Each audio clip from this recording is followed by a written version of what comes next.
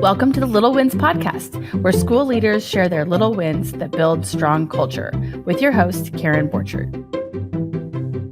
Okay, welcome to Little Wins, the podcast where we talk with K-12 education leaders about the small but powerful things they're doing to build strong, healthy school culture. I'm your host, Karen Borchert, and with me today is Dr. Amber Henderson.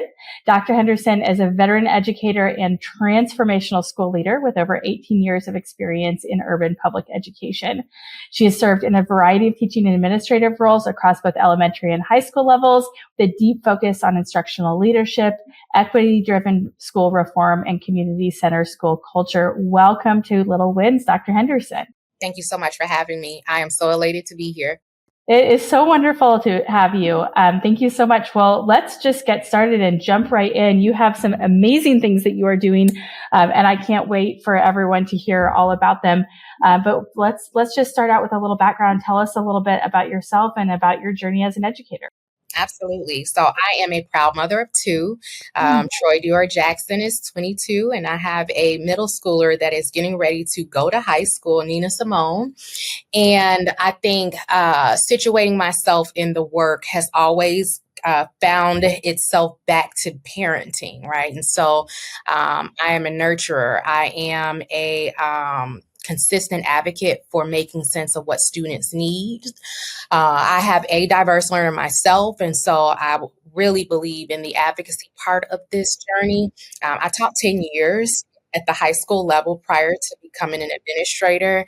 My passion is English, but my passion is to make sure that we provide access to students who need that support to really be able to thrive in a school community.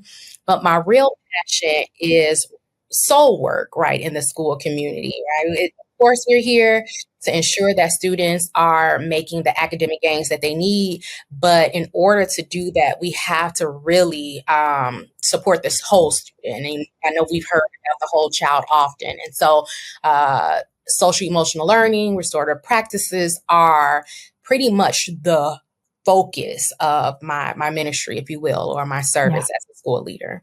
That's awesome. That's great. Okay, first of all, I have to go back. Did you say that your daughter's name is Nina Simone? It is Nina Simone. What a lovely name, and you must be a fan. That's great. That's wonderful. Well, first, will you tell us a little bit about your school? Where you're located, and just a little bit about what makes your school special, what makes your culture special. Yes. So I am currently located at Mayra Yates in Matteson, Illinois. Matteson, Illinois is a south suburb of Chicago. And so I wound up here 2 years ago after taking a break from the principal. Okay. I became a pandemic principal in the midst of chaos and confusion, right? Trying to make sense of how to support a school community that's at the opposite end of Chicago in the north suburbs. And so I found this space at a very interesting time. The outgoing principal was removed. And so this community needed some healing, as well as myself returning back to the principalship. And so we just kind of found each other. That's wonderful. That's amazing. Well, tell me, what was it like when you first arrived there? So you came in an interesting time. It sounds like in an interesting situation. Tell me, where did you start? How did you begin shaping the culture for this school? So I'm a product of the University of Illinois Chicago's leadership program, urban leadership program, that really believes in planning for entry. So I had a 30, 60, 90-day plan that really involved learning who the people were. So over the summer, not having like a transition plan from the outgoing principal, things were a little fragmented, disjointed. And so I'll open up the office just to have one-on-ones, right? Hey, who are you? About the school community. Give me more information about what you're looking for as a school leader. Because of course that stuff happened in process for my selection, right? Forms, et cetera. But really taking the time to sit across from people to learn who their children are, what they're proud of, that personal touch open up the door to really finding out what the school needed, what were some of the concerns that I really needed to address within the 30, 60, 90-day window. And so that's how we got started. It also provided a time for folks to really feel like they're being heard by someone. Yeah. So, yeah. Yes, that was actually, so I wanted to ask about that. So you do, kind of these 30, 60, 90, these getting to know you and one-on-ones. I had somebody the other day say, the investment in kind of front loading the connection to everyone and getting to know families and staff and everything is so, kind of critical for paying off later. And I know you're talking about, people feeling really heard. How do you handle having kind of so much feedback in those early times? As far as, did you ever have people who were like, well, I told you what we need to do. Like it's day 31, where are we on this thing? How do you handle that? Yeah. So I think coming back to the table, right? So the importance of an entry plan is just like, you come back to it, right? Yeah. You entered and it's over. Absolutely not. So I made sure that I was intentional about earmarking certain things that it's not going to be addressed or worked out, massaged in the 30, 60, 90 days. But these are ongoing trends and things I need to consider throughout the school year. And then coming back middle of the year and having one-to-ones and offering space to say, hey, can we check in? Because we had the beginning of the year, want to see where we're at. And then also end of the year. Even though we provide space in different surveys to get feedback, we have what is called the 5 essentials where, leaders take that feedback, but it's just so personal when you open up your office and you say, hey, let's sit down and have a conversation. Yeah, absolutely. I think that personal touch is that's the thing. Can you talk a little bit about, when you're coming into this school, you've got your entry plan, you kind of know, starting to listen and really people are feeling really heard. What does that kind of thriving school culture feel like to you? And how do you make it visible in everyday school life? So it feels and it looks like joy, love, shared purpose, community, and I would say psychological safety, right? A place where you feel comfortable to try new things, to share if something is not working, to be able to hold yourself accountable or hold others accountable. So to me, thriving means we're doing these things at high level in places that I feel with joy and love. You can get so many possibilities out of those types of places. Student led, right? I'm looking at how people greet and treat one another. So it is not just admin, right? I'm looking at what does this feel like as a whole, and our school community will tell you more than not that we're family. Like this is family.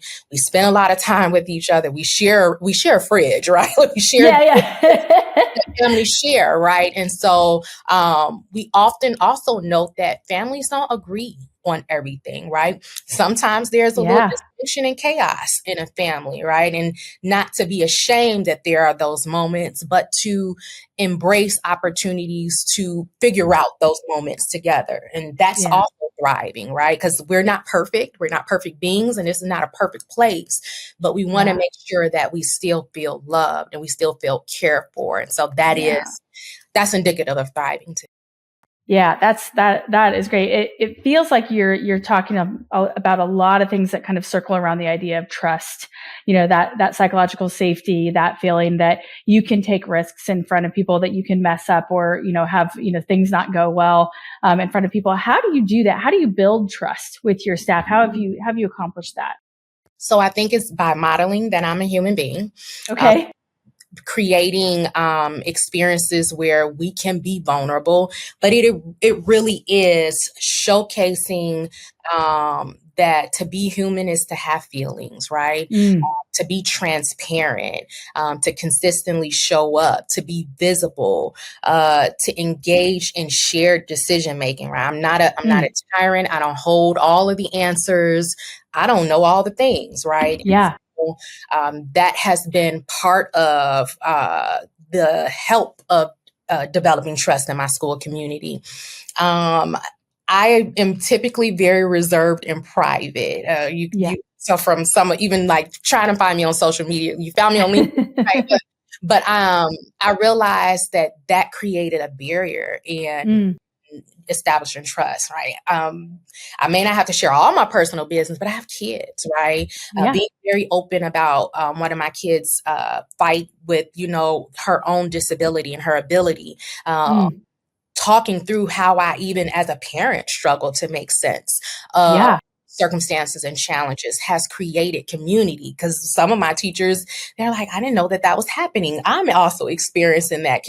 Let's talk about this. This talked about creating a book club around what it means to be a single mom in this stage, right? And so, what a good idea. Sharing that experience with my staff, those opportunities don't exist.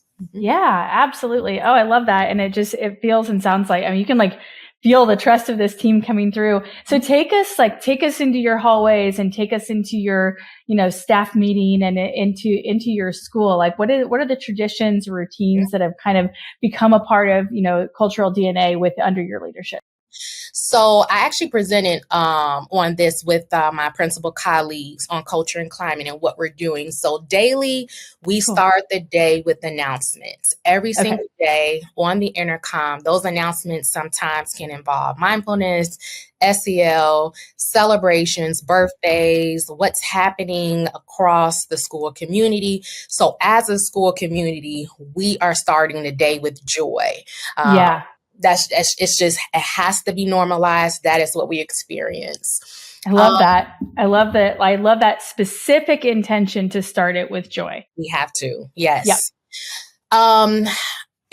At the beginning of the day, as we're greeting students at the door, sometimes you can hear music, depending on what type of day we're having, but you can see hugs. Like we're a community of making sure that our kids feel ready to start. And so I have my instructional aides out there. My health clerk is out there greeting students, welcoming them into the building. And so students feel welcome the moment they walk in. That's every single day. Yeah. Weekly, we host Wednesday staff meetings where, staff meetings can be, quite interesting because it's housekeeping. It's 15 minutes, but it never starts without SEL, never starts without an opportunity to build community. And it is just an opportunity for us to check in with each other. So that is a weekly ritual. You're going to get SEL on Wednesday. Dr. Henderson, I love that. Can you talk about so for the adults in the building, you're looking at SEL at that weekly staff meeting. Can you give an example of that? What does that look like? Yeah, so sometimes we have done kind of like a speed dating where, we're doing a speed check-in and we're rotating. Love that. Great idea. What are your weekend plans, or what did, happen over spring break, where it's an opportunity to dialogue, to connect with other staff members that you probably don't get a chance to see during the course of the school day. Yeah. There have been activities. There have been trivia games. How much school spirit do you have? You got 5 minutes to answer. I love it. Right? Just real opportunities to de-stress before we head into that Wednesday. So that is every Wednesday. And then once in those Wednesday meetings, we do what's called the monthly Knights Commander, where a staff member nominates the Knights Commander for the month. Yeah. Talks about why they have nominated them, what they've seen and observed them do across the school community. And then the rest of the staff showers that person with notes of kindness or love before they leave that meeting. They get lunch and a month to park in Teacher of the Month park. Yeah, that's a big deal. And so we passed that along. So the very first one came from admin. We started this last year. And since then, it has traveled from one person to the next. So the person who wins it does the nomination for the next one. So they're passing it along. You got it.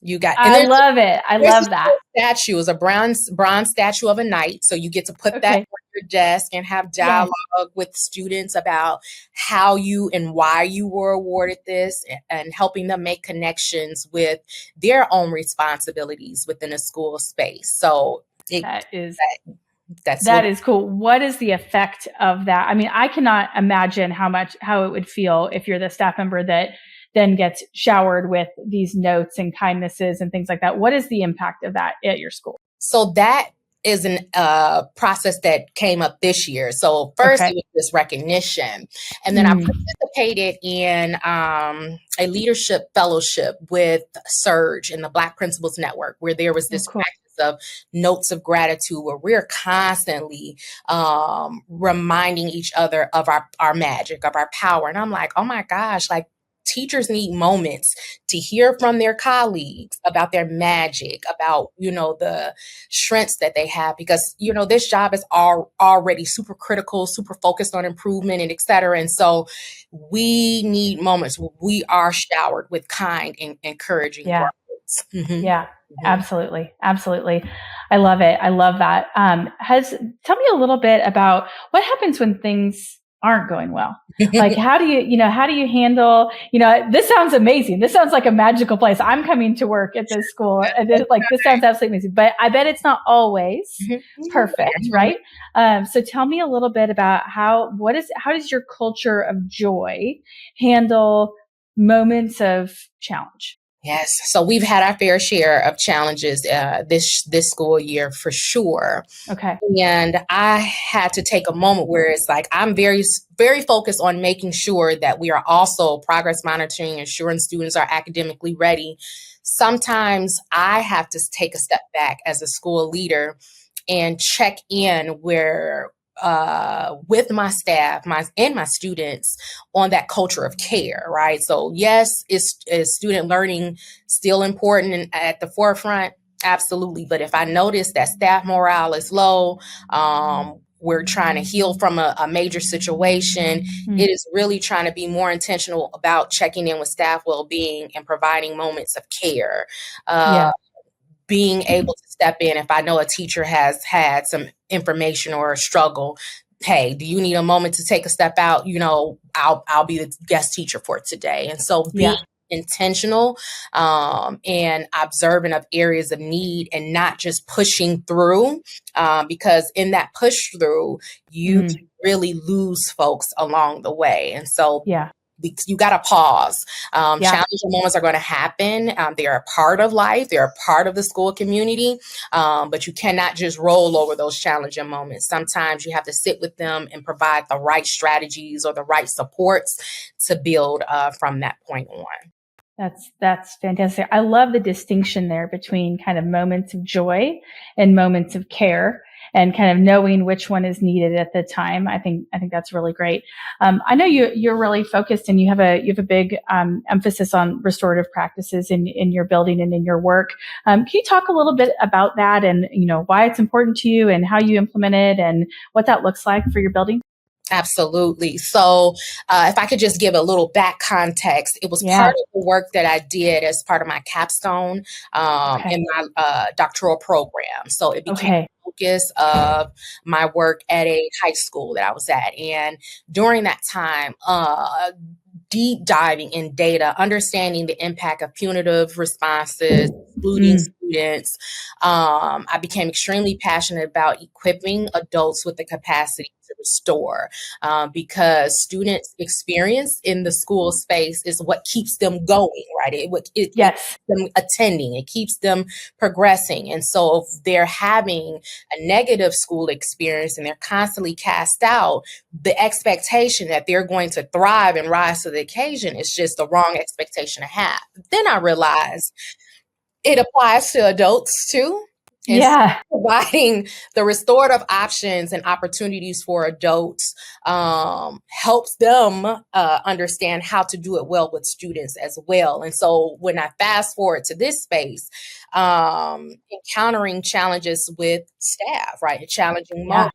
And not automatically going to, the formal process of writing up, like, hey, let's have a conversation. Like, let's make sense of what the barriers are for you coming to work on time, instead of saying, here's the write-up, right? Because I think too many times we miss the opportunity to figure out that there is a barrier, and how can we support that you overcoming that barrier so that it doesn't continue to impact, your work performance, which then will impact student performance. And so very similar to how I work with students when there has been harm in the school community or when they're not on the trajectory for success. I have a very open door office. And this is funny. When I inherited the office, it was a cozy spot, but it is like therapeutic. Like there are velvet chairs here, like people sit and they get comfortable, lamps, etc. And it is, how can we have this very courageous conversation to get us to the other side, to ensure that you feel supported and successful. And so I have integrated restorative practices across the spectrum. So not just with students and behavior, but also with adults. Yeah, that's wonderful. So you've talked a lot today. If you're reading the news about, how do you, what's going on in schools and all of those things, you hear and see a lot about students, right? Like that's where the conversation often is. And obviously that is the center of the and purpose of the role. But you talk a lot about adults and about adult well-being and how your adults are faring in the building. Tell me a little bit about how you think about adult well-being and its connection to student success. Yes, I'm going to go back to my time as a doctoral student. We had a model called LOIS. And so the L stands for leadership. The O stands for organization. So the culture, the organization, the school, how things operate. I stands for instruction. And so usually the instruction is given through teachers.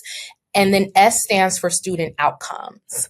Okay. Now, everything from the left, so leadership, is impacting school or student outcomes. And so if the organization is not cared for, invested in, developed, then instructors or teachers cannot be cared for, developed.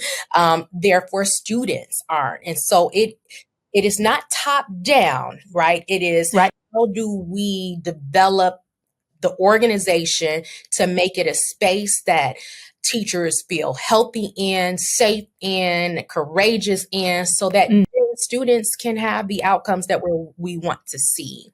Yeah, absolutely. So that is why it's really focused on adults, because we are the shepherds, right? We are pretty much fostering the community and creating the environment for students to be able to achieve.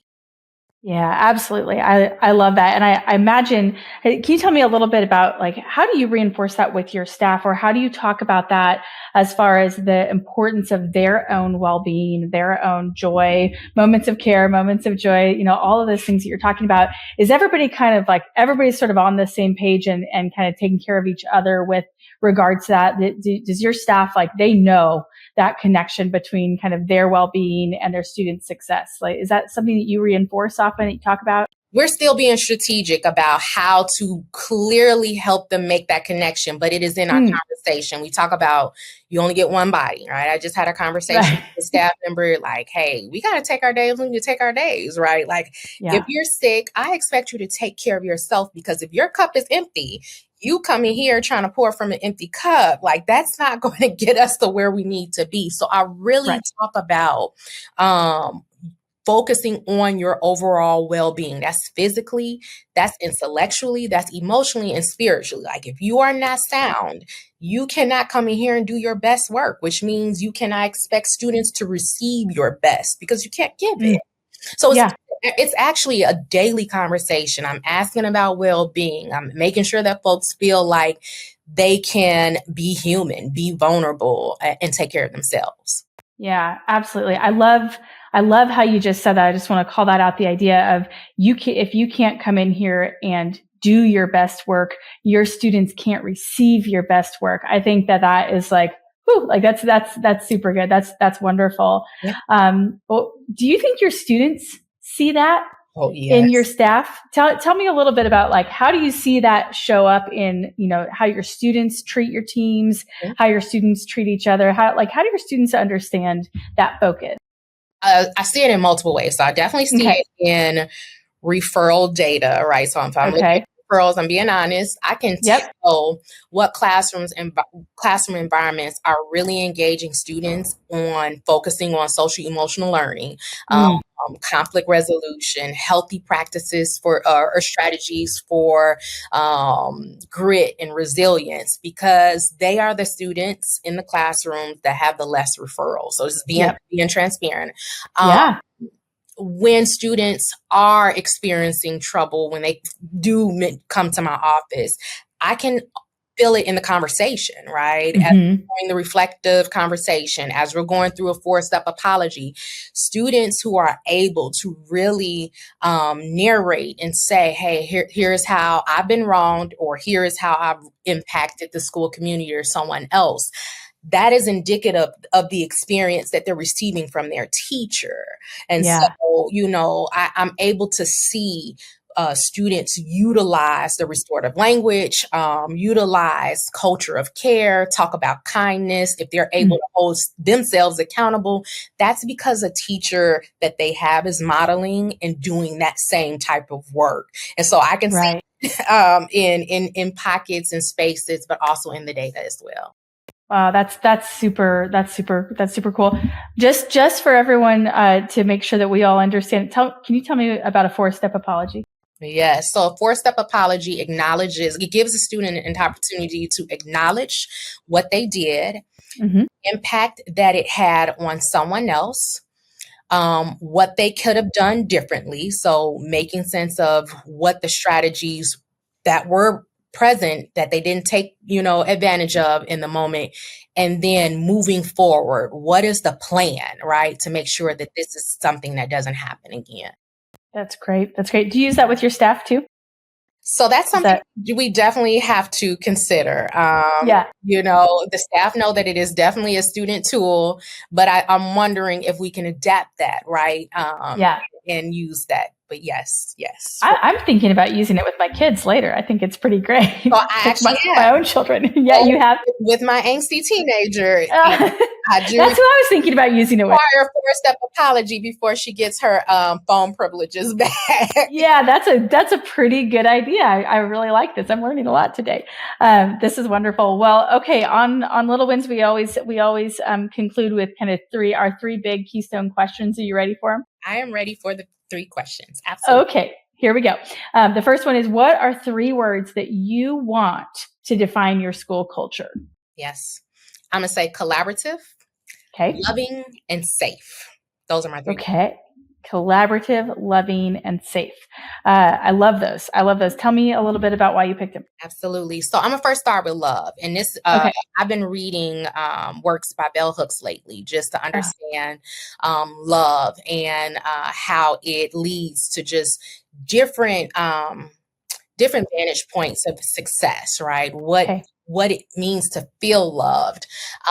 And we welcome children from so many different backgrounds, experiences, home lives. And love is just that foundation of feeling accepted, feeling cared for, feeling supported. And imagine how much your community can gel really well when there is love present. And so that's kind of like that foundation for me. Collaborative, right? You work well with people that you really enjoy. Like there are going to be moments, right, that we don't agree.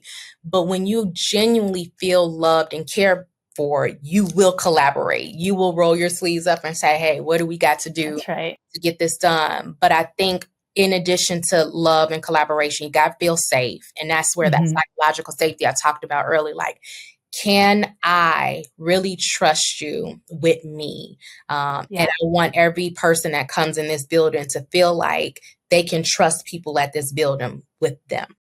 Yes. Oh, I love it. And it feels like all 3 of those things really, really kind of fold in on each other in a lot of ways, like the, collaborative, loving, and safe. Like, when you've got one, it's reinforcing the others and so on. That's great. That's awesome. Okay. Question number 2. Okay. What is one little win that we can celebrate for you today that you've had lately?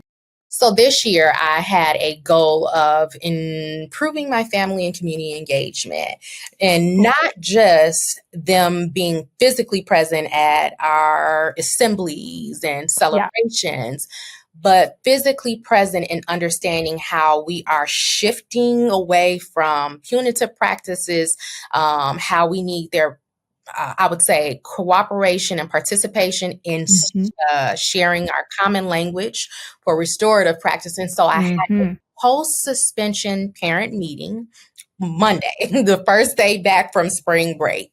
Okay. And I was a little worried because of what happened. And that parent was like, you do not understand how grateful I am to sit at a table with a teacher and an administrator like you, who I know cares for my child and who is a Black male child struggling with behavior. He said, the last school we came from treated us like we didn't matter. I know you all care about my child. And I felt bad. I'm like, I hated to suspend this child. I'm like, suspension is not the way to go. But I'm like, this creates safety. We're going to come back. And in that reintegration meeting, it was an opportunity for that child sat at the table too, to honor, to respect the process and say, I'm ready to go back to class. I was like, you have made my day for the day. No kidding. Yes. No kidding. I mean, that had to be like, you just talked about like reminding educators of their magic. That had to remind you of yours in a way that's really cool. That's awesome. I love that one. Thank you. That's great. Okay. Last question is, what do you believe that any educator can do right now to improve school culture? And kind of no matter where they are, of course, every school culture is different, but school culture is everyone's job, right? So what's one thing that you believe any educator can do? They have to listen. I think there's so much input from everywhere, right? We have emails that we're reading, we have parents calling, but to listen, to actively listen, right, is to really consider what folks are telling you. And sometimes what they're telling you may be raw and may feel like the hammer is coming down on you, but really listening and getting to what they are saying. I think that is crucial to making sure that you hear what the issues are in your building so that you can apply the right strategies. This is not a Band-Aid, fix it all. We don't have all of the information. We cannot be know-it-alls. We have to create the space and opportunity for folks to be heard, but also to be understood. Yeah. Oh, that's wonderful. It's simple advice, right? It's something that we all can do every day is a little bit more listening. So, thank you for that. I'm so inspired and I've learned so much from this conversation. I think, that you hear little wins like, reminding teachers of their magic and creating moments of joy and moments of care and playing music in the hallways and, the monthly Knights Commander and showering your teachers in your teams, and even things like speed dating check-ins and all of those things. There's so many great ideas in here that I think leaders can take away. So thank you so much for sharing all of the really thoughtful things that you're doing with your teams and with your students. And thanks, Dr. Henderson, for giving your time today. I really appreciate it. Absolutely. Thank you so much for having me. It was my pleasure. Have a little win? We'd love to hear from you. Learn how we help schools build strong culture at getalpaca.com.